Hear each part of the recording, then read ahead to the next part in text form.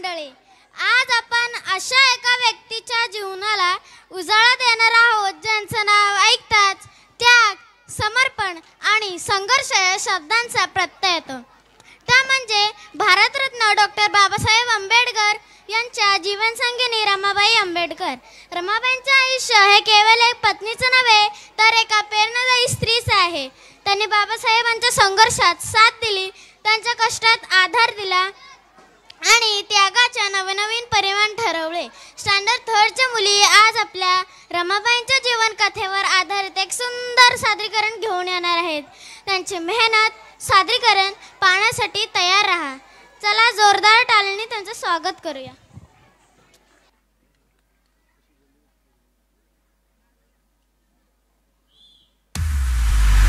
मुलांनो, आपल्या देशाची घटना लिहिणारे भारतरत्न डॉक्टर बाबासाहेब आंबेडकर हे तुम्हाला सर्वांना माहीत असतीलच. हो मॅम, आम्ही त्यांच्याविषयी संपूर्ण अभ्यास केलाय. खूप छान. पण संपूर्ण आयुष्यभर त्यांच्या मागे खंबीरपणे उभ्या राहणाऱ्या त्यागमूर्ती म्हणजेच त्यांच्या पत्नी माता रमाबाई भीमराव आंबेडकर, आज मी तुम्हाला त्यांच्याबद्दल सांगणार आहे.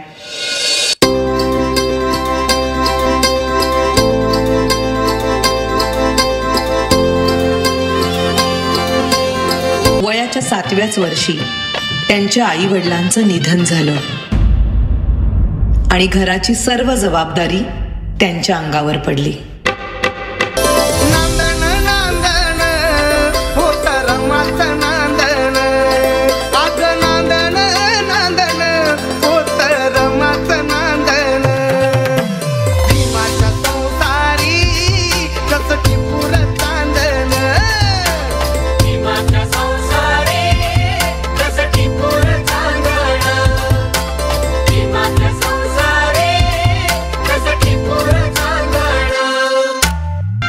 त्या काळी बालविवाह ही प्रथा प्रचलित असल्यामुळे वयाच्या 9व्याच वर्षी त्यांचा विवाह भीमराव आंबेडकर यांच्याबरोबर झाला.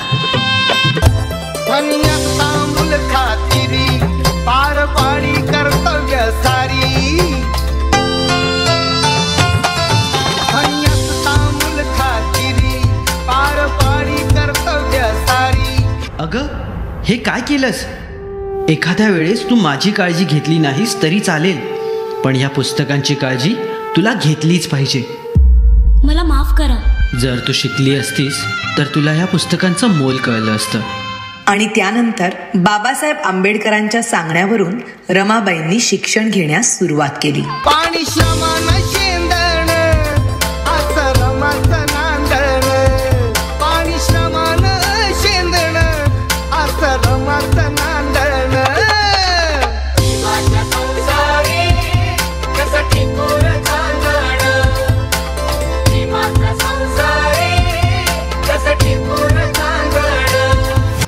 पुढच्या शिक्षणासाठी बाबासाहेब आंबेडकरांना परदेशी जावं लागलं, म्हणून रमाबाईंनी संपूर्ण घराची जबाबदारी स्वतःवर घेतली.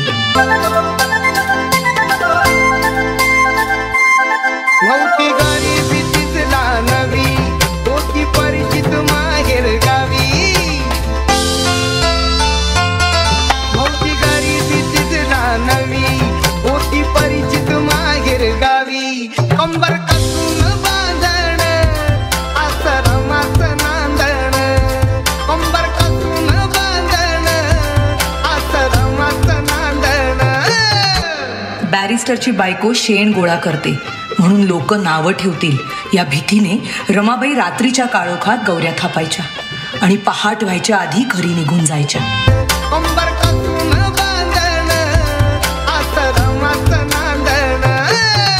पण मॅडम, रमाबाईंची रमाई केव्हा झाली? रमाबाईंच्या 5 मुलांपैकी 4 मुलांचा मृत्यू त्यांनी खूप जवळून पाहिला होता. त्यानंतर लहान मुलांना उपाशी पोटी बघणं त्यांना कधीच सहन झालं नाही. अशाच एका वेळी भुकेल्या मुलांची दशा पाहुनी बांगड्या सोन्याच्या रमाईने दिल्या काढुनी आणि त्या दिवसानंतर सगळी मुलं रमाबाईंना रमाई बोलू लागली.